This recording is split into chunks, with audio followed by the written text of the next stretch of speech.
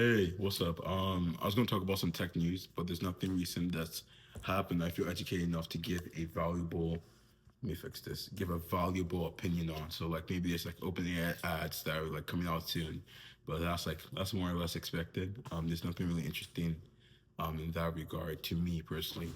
And there's obviously like some other startup news, but like nothing is crazy out there. Maybe world models, world labs, they just released an API. So I'm gonna do some cool projects with that. I actually can't wait for the next hackathon I do. Can I might do something with that? Maybe do some like collaboration with like Isaac Sims or like some NVIDIA thing, maybe Omniverse and like World Labs, see what I can do in that regard. But beyond that, nothing really interesting news wise. So I think I just can just talk about my day. Most of my day was really just spent extending a research paper about I think it was geometric informed neural networks, which is basically the idea of instead of training a neural network on vast amounts of data, you basically train it on constraints and rules to see if it can learn how to generate 3D shapes.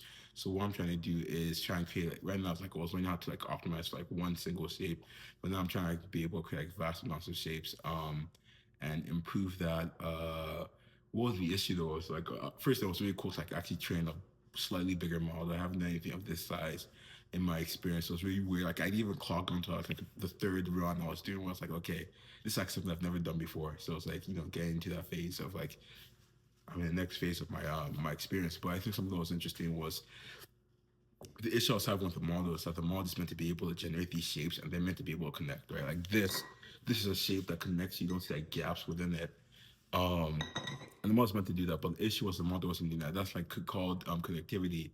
But I was trying to see what was the issue. So I was thinking maybe it was like diversity because I wanted the model to be able to generate um, diverse varying shapes that follow the same constraints. So I had to like reduce it to zero and see if that worked.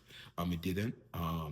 So that sucked. But yeah, I'm still working on it. Still a work in progress. I sent it over to a professor I really want to work with because he asked for some of my project experience. So I didn't finish it obviously because it's still going to be something I'm still working on because that's the project I'm submitting to Graham. Graham is at the workshop at ICLR, the international conference. So I'm going to submit that.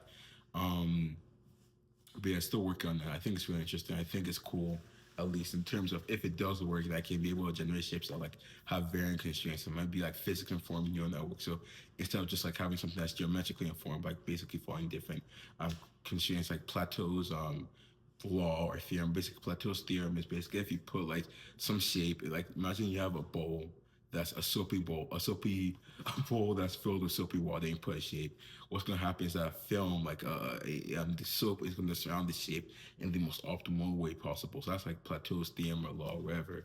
So like those are different constraints that are geometric. But if you can think of more physics informed constraints, that would be really interesting to play around with. And I think the ultimate goal for me with a technology or research like this is to be able to generate actual technology from like having a system that can generate actual technology by itself.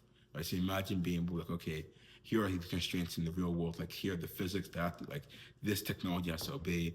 Now generate something that does that, and you can have like novel technology. Um, on this excited. I think it's a bit tricky for me because I know it's with tech I found a great way to kind of like not tech but software I kind of great way to use a lot of agentic coding while still balancing that tech debt because you don't get too much into tech debt.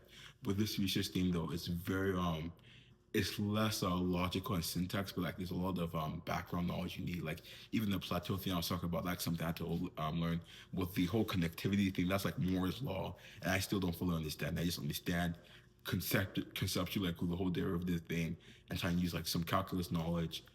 Um, man, but yeah, it's like there's a bunch of background knowledge when it comes to research on code bases. So I think that's something I'm struggling with because it's no longer just about like developing the code. You have to actually understand the theories because you have to be able to adjust what the model is training for, which is very different from hey, just build an app that works or build a website that looks fancy. I still don't know if the best way to do it is. I think right now I've just been working on generating the code initially and then seeing what the new ideas or theories introduced that I have to like have better understanding on. And even though I can't go too deep because I'm under a time constraint, I said, okay, based on my like very little understanding, probably this is gonna be the best thing here. So like for example, at the start of the video, I talked about how I want to have a model that can generate a 3D shape that's fully connected. I don't want gaps in that. Um, So then, just based off that, I had an idea that, not idea, but I was informed that if I had a model that was really focused on generating diverse shapes, the issue might come in that the model is trying to follow constraints, but in trying to follow constraints and generate diverse shapes, it might just be creating diversity through making the shapes disconnected in different ways. So basically, what I had to do is kind of shut off the diversity and see if that worked. It didn't, but like that's something where since I understood Moore's law just a tiny bit, I was able to make informed decisions about how I want to train the model.